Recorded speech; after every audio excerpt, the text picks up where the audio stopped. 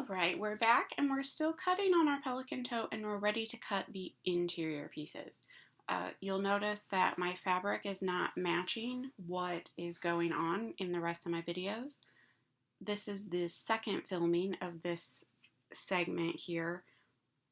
For whatever reason, my videos didn't upload properly, so when I went to re-upload them, they didn't download from my editing software properly. So when I went to re-edit it, these files for this interior were all missing. So luckily I do have another Pelican Tote on my schedule, and I'm going to cut the interior pieces for that. So it'll be the exact same, it's just this fabric isn't going to match.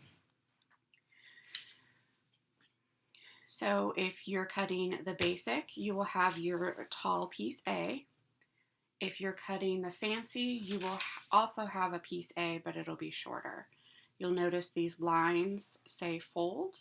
So we'll cut those on the fold just like we did our exterior back panel. So you're going to need two lining pieces, either two tall basic or two short bottoms. We also need any pocket linings that you didn't cut out of your exterior fabric. So for me, that's only going to be my exterior pocket lining because I cut my interior pocket linings from my exterior fabric. So check page 2 on your additional measure and cut any remaining pockets. And those are just square dimensions. For your basic, you'll also need to cut your closure tab if you didn't cut that from your exterior. For these, I like to simply rough cut a square instead of cutting the perfect curve. And then I will fuse my square to my interfacing. And then after those 4 squares are fused, I'll put my pattern piece on and go and cut perfectly. That way I'm only cutting this curve a few times and I don't have to cut it 8 times and try and match them all together. So you'll need 4 of those if you're cutting them out of your lining today. So I will be doing a fancy version on this one, so choose your lining.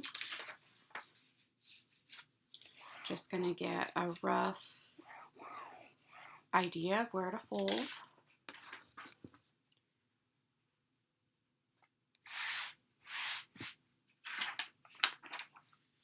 And this is symmetrical, so you can cut it upside down or right side up.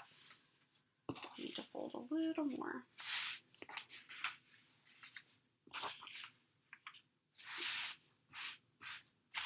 There we go. So you just line that straight edge up on your fold. You can put some pattern weights on there if you need to. I'll adjust so you can see better.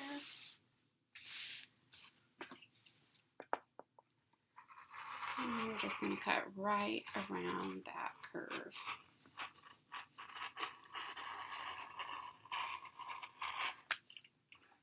And then I need to straighten up my top because it was on a uncut piece. Alright, so you've got one lining panel. If your yardage is long enough, for instance, I'm using a yard, I'm just going to keep going down my fold. If you're using a half a yard, you'll just take this where you cut and fold over again.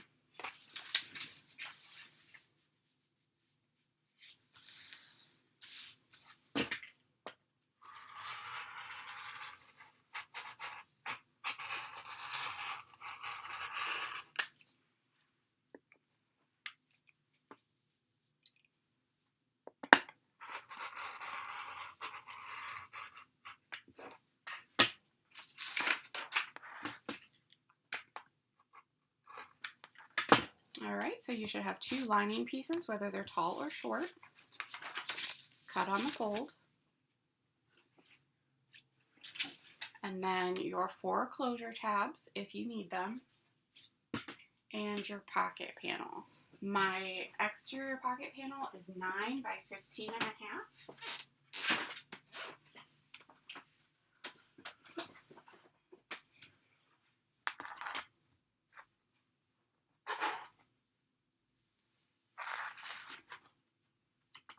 I'm just checking to see if I have enough on this bottom piece here.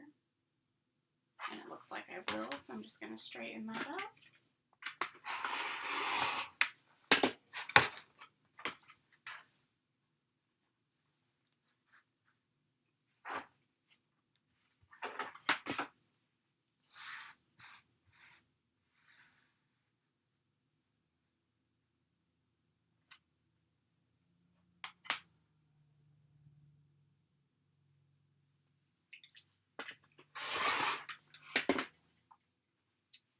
So 9 wide.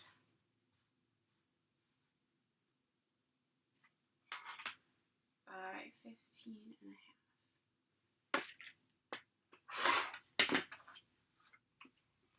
Alright, so that is all you need out of your interior pieces. So you should have 2 linings, 1 pocket panel, 4 closure tabs if you're doing the basic and you want them to match your lining, and then any other pocket pieces or zipper panels from page 2 of your chosen pattern that you haven't already cut from your exterior. So for your foam and your Decoville,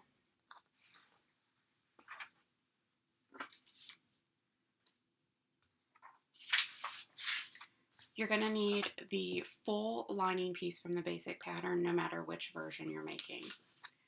And from your foam, you're going to cut a square that is 1 inch larger on each side and 1 inch taller on each side. You do not want to cut it to dimension because we're going to baste that on and then we're going to pull it back and cut the foam out of the seams. And you need that extra piece to hold up while you're snipping. So we're going to measure this tall panel, if you're using foam, to see what our dimension is needed. Alright, so we're 14 tall. So we need to add 2 inches for 1 for the top and 1 to the bottom. So your square is going to start out at 16.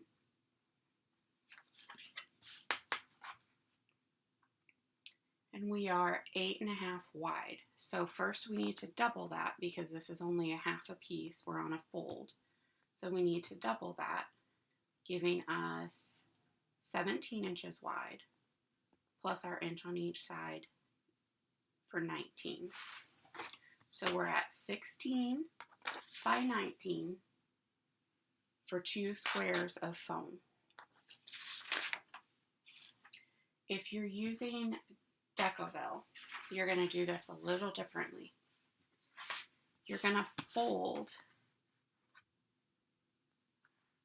your paper pattern at 1 inch off the top, off the straight top. You're going to fold that back 1 inch.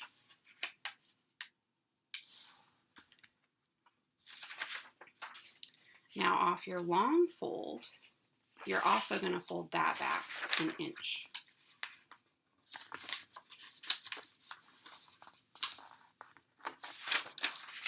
Right? And note, even if you're doing the fancy version, you still want to use the tall panel from the basic because these will be adhered or basted to your exterior, not your lining pieces. So you need that full piece. So after you've taken 1 inch off the top and 1 inch off the side, you can either add another piece of paper and draw your full piece, or you can use this new fold as your fold on your Decoville. So you would fold your Decoville just like we did the fabric.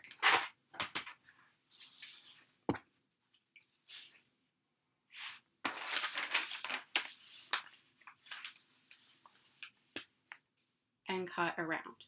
Now what that's going to do is it's going to make you the perfect size to adhere on your exterior, and you'll still have a 1/2 inch seam allowance all the way around. So again, if you're doing foam, your full tall piece of lining, measured top to bottom, side to side, doubled to get your full piece, and then you need to add 1 inch on all 4 sides. So we determined that was 16 by 19. You need 2 squares of foam. For Decoville, Fold your top square, or your top straight an inch, your side straight an inch. Fold your Decoville like your fabric, and cut 2 of those perfectly around. We're not going to attach our foam right now. We're not going to adhere our Decoville right now. Just leave those to the side. You do want to interface everything that you cut from the fabric today, just like we did on the exterior. You'll put your pieces down on your interfacing, cut them out, and interface them. After you interface your squares for your closure, then you can go back and use your pattern piece and cut those out perfectly. All right, and that's it for the lining. That was a short one. I'll see you tomorrow and we'll start sewing.